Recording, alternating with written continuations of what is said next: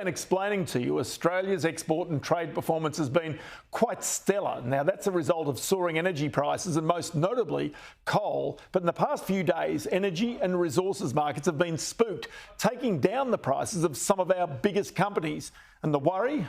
Global recession. So let's bring in here Daniel Hynes, Senior Commodity Strategist with the ANZ Bank. Daniel, many thanks for your time today. I just want to take you to these recent falls. I mean, it's ironic to me, at least anyway, that the cause of the inflation worry has been rising oil prices and energy prices, and yet immediately the world thinks there might be a global recession. Those prices collapse. I mean, the oil price in particular is the one that's the standout. Yeah, it's a bit of a circular reference in a way, and I suppose that's potentially the issue which could come about with these falling prices. The actual demand for a lot of these materials actually could be maintained as a result of the lower prices, because there's been some concern, obviously, that the high oil prices will start to impact demand for petrol and gasoline and diesel as well, and so the pullback in those prices could clearly maintain demand. And I think the markets, we're sending a pretty strong signal that with the supply disruptions in the system at the moment, the only way to rebalance them was by reducing demand. So it is a bit of a catch-22 situation. Okay, so we've been explaining to people today just the strength, and in particular of coal. And what's happened is the world has needed energy in the absence of, obviously, Russian gas. It's gone back to coal in a big way, which has pushed the prices right throughout the world, but in particular Australia has been a major beneficiary. So from that point of view, Australia has really been in a very different trade position than what it was back in the 1990s when it went into recession during that time. And at that time, we have massive trade deficits.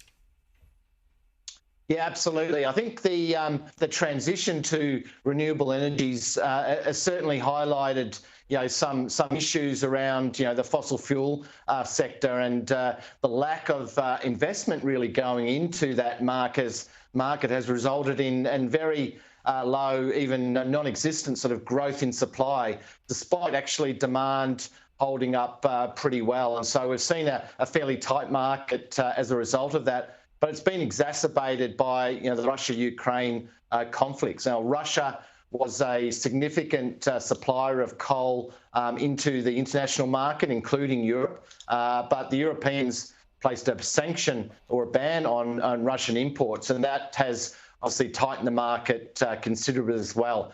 Now, that's been exacerbated by the shortages in gas in Europe. So Europeans have actually started to look at firing up old coal-fired power plants to make up the energy shortfalls, and so it's just a perfect storm, which has resulted in thermal coal prices essentially tripling over the course of this year. Now they're trading at just under $400 a tonne, whereas during the pandemic, they were below $100 a tonne, and obviously that is benefiting Australian exports quite significantly. Okay, the other one also when it comes to Australian exports is agricultural produce, because wheat exports we know have been especially strong, but not just wheat, but other agricultural exports. Now that comes as a result of the Russia-Ukraine situation, but also as a result of bumper crops, notwithstanding the floods that are going on right now, which are damaging crops in parts of New South Wales, but broadly around Australia,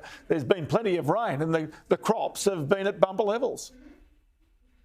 Yeah, it just adds to that, I suppose, inflationary sort of story. The food and energy, are really core of consumer spending, and the supply side issues that we're seeing across the agricultural market have really hit prices quite hard. Now, these things can obviously come and go, and hopefully the domestic market does recover, but these issues are seemingly coming up more and more often these days, in part because of the geopolitical issues globally. Obviously, at the moment, the Russia-Ukraine conflict is causing problems in the wheat market. But the inward sort of looking nature of a lot of countries now to protect their domestic sources is resulting in these supply chain disruptions as well. So that's something which I think we're going to have to learn to live with a little bit more.